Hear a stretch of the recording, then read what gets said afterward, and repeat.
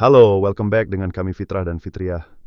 Dalam video ini, Mois, kita akan membahas tentang sejarah konseling keluarga. Konseling keluarga adalah proses membantu anggota keluarga mengatasi masalah dan membangun hubungan yang lebih baik. Namun, bagaimana sejarahnya hingga menjadi praktik yang kita kenal saat ini? Mari kita mulai dari awal. Konsep konseling keluarga muncul pada awal abad ke-20.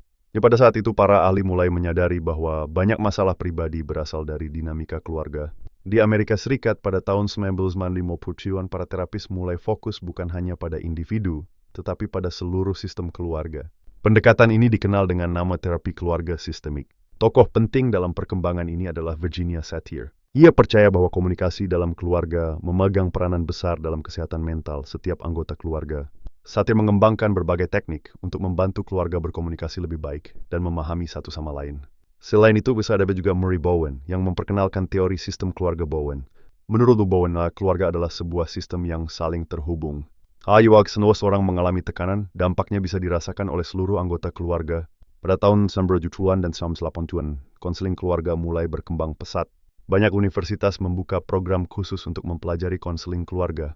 Di Indonesia, konseling keluarga mulai dikenal sejak tahun 1990-an. Lembaga-lembaga pendidikan dan sosial mulai memperkenalkan praktik ini sebagai bagian dari layanan kesehatan mental. Hingga hari ini, konseling keluarga telah menjadi bagian penting dalam membantu banyak keluarga mengatasi konflik.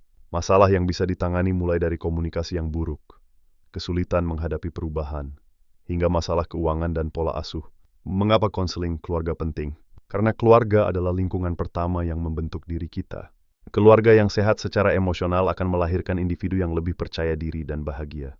Keluarga dengan konflik yang tidak terselesaikan dapat menimbulkan stres berkepanjangan bagi anggotanya. Dalam konseling keluarga, biasanya ada beberapa sesi yang diikuti bersama. Tujuannya adalah agar setiap anggota keluarga dapat didengar, dipahami, dan bersama-sama mencari solusi. Konselor membantu dengan memberikan panduan, tapi keputusan tetap di tangan keluarga itu sendiri. Kini konseling keluarga juga mulai memanfaatkan teknologi. Konseling online menjadi pilihan yang semakin populer, terutama setelah pandemi. Hal ini membuat akses terhadap bantuan profesional semakin mudah dan cepat.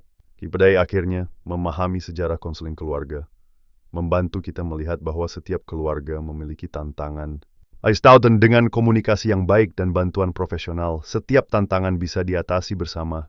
Semoga penjelasan ini dapat membuka wawasan dan membantu Anda memahami pentingnya konseling keluarga. Terima kasih telah menyimak. Bagaimana? Kau ingin saya buatkan versinya yang lebih formal, santai, atau hangat? Kalau sudah oke, aku akan bantu pilih visual style dan lanjut ke langkah berikutnya. You said, buatkan yang lebih detail dengan model bahasa yang mudah dipahami. Siap. Aku buatkan versi yang lebih panjang, detail, dan tetap dengan bahasa yang sederhana agar mudah dipahami. Skrip ini kira-kira akan pas untuk durasi sekitar 5 menit. Berikut draftnya untuk kamu cek.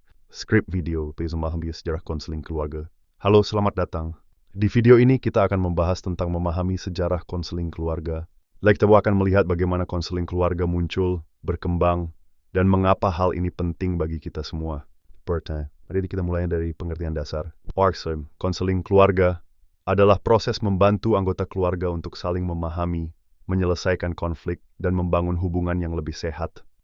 Di dalamnya, konselor membantu setiap anggota keluarga berbicara, mendengarkan, dan mencari solusi bersama. Tapi dari mana semua ini bermula? Pada awal abad ke-20, para ahli mulai memperhatikan bahwa masalah seseorang tidak hanya berasal dari dirinya sendiri, tetapi juga dari lingkungan terdekatnya, yaitu keluarga. Pada masa itu, terapi fokus hanya pada individu. Namun, mulai muncul pemikiran bahwa teori keluarga ikut terlibat, hasilnya bisa jauh lebih baik. Di tahun 1990-an, konseling keluarga mulai berkembang di Amerika Serikat. Para terapis mulai melihat keluarga sebagai satu sistem, yang artinya bahwa jika satu anggota di keluarga bermasalah, dampaknya akan dirasakan oleh seluruh keluarga. Salah satu tokoh yang sangat berpengaruh adalah Virginia Satir. Rodikson Prawadisa, ibu terapi keluarga. Satir mengajarkan bahwa komunikasi yang jujur dan terbuka dalam keluarga sangat penting. Dia juga mengembangkan metode-metode untuk membantu keluarga mengekspresikan perasaan mereka dengan aman, tanpa saling menyalahkan. Selain Virginia Satir, ada juga Murray Bowen, yang memperkenalkan teori sistem keluarga. Menurut Bowen, keluarga adalah seperti sebuah jaringan yang saling terhubung. Jika satu bagian bermasalah, getarannya akan terasa ke seluruh anggota keluarga. Bowen juga memperkenalkan konsep diferensiasi diri, yaitu kemampuan seseorang untuk tetap tenang dan berpikir jernih meskipun berada dalam situasi keluarga yang penuh emosi. Pada tahun 1970-an muncul pendekatan-pendekatan lain seperti terapi keluarga struktural yang dikembangkan oleh Salvador Minuchin.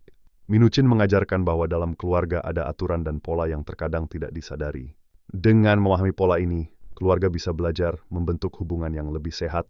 Di Indonesia sendiri, konseling keluarga mulai dikenal sekitar tahun 1990-an. Awalnya hanya dilakukan di lingkungan akademis dan lembaga sosial. Namun seiring waktu, semakin banyak orang yang mulai memahami bahwa konflik keluarga tidak bisa dianggap remeh.